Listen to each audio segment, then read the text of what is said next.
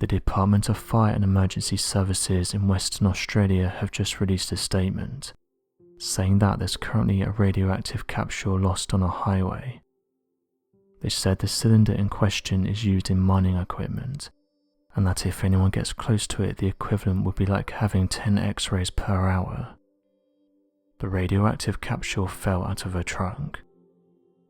The Western Australia Department of Fire and Emergency Services said the following: "We have been made aware of a missing radioactive capsule. The capsule appears to have been lost during transportation between northeastern parts of Perth. It's a small cylinder. What's more concerning is that it does emit a reasonable amount of radiation, so this is a source that we have to be very careful of. This is equal to receiving around 10 X-rays in an hour, and this just puts it into context. This is also the amount of radiation we would receive in a year just walking around, so it's a large amount." End quote. According to Western Australian authorities, they revealed that the radioactive capsule was packaged a few days ago on the 10th of January, and it was due to be transported off-site on the 12th of January, but said that it wasn't until the 25th of January that it was discovered missing, and this was when workers went to inspect the package and realised that it was gone. The Western Australia Department of Fire and Emergency Services released a press statement on Monday and detailed that emergency service members are currently searching along the Great Northern Highway. They said the following: "We are driving north and south at slow speeds.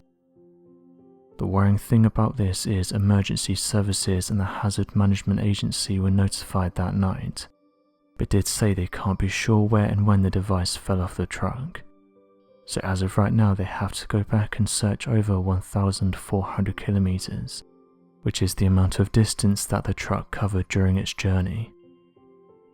Experts have warned that anyone who gets close to the capsule can suffer radiation burns or radiation sickness, including impacts on the immune and the gastrointestinal systems."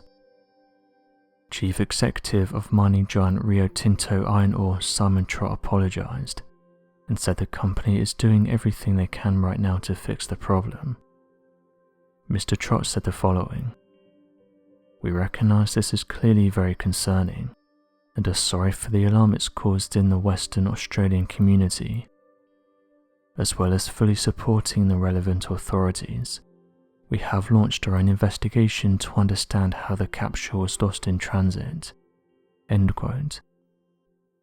As of right now, the Department of Fire and Emergency Services has said that all they can do is try their best to find the capsule, and said they're currently deploying teams with handheld radiation detection devices to help find the missing capsule, but did say that they may have to search the entire 1,400 kilometer journey.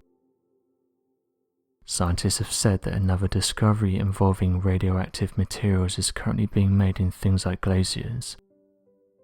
The scientists are talking about the radioactive fallout from nuclear meltdowns and weapon testing, and saying that after the tests were completed that wasn't the end, and that the fallout then found its way into glaciers all around the world. The researchers said the worry here is that if these glaciers melt, which it seems likely they will, it could mean that the radioactive material may get released back into the atmosphere, and this could have devastating effects. A team of scientists have been working together to try and figure out spots where the fallout could be.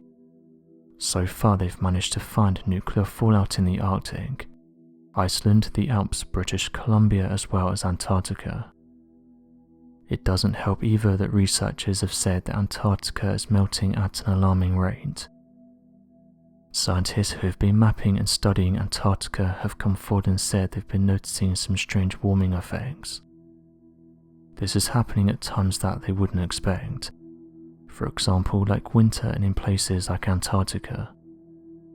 Recent studies have been released and suggest that the planet is acting strange, and scientists have said that this warming in the Arctic and Antarctica can have a knock-on effect. An international team of scientists have been studying these areas in order to better understand where this material is being stored. Caroline Klassen, a lecturer in physical geography at the University of Plymouth, said the following: "They are some of the highest levels you see in the environment outside of exclusion zones. Radioactive particles are very light, so when they're taken up into the atmosphere they can be transported a very long way. When it falls as rain like after Chernobyl, it washes away and it's sort of a one-off event, but as snow it stays in the ice for decades, and as it melts it's then washed downstream. We're talking about weapon testings from the 1950s and 1960s and onwards, going right back to the early developments of these weapons. If we take a sediment core you can see a clear spike when Chernobyl was, but you can also see quite a defined spike around 1963, and this was when there was a period of quite heavy weapons testing. Americium is more soluble in the environment and is also a stronger alpha emitter.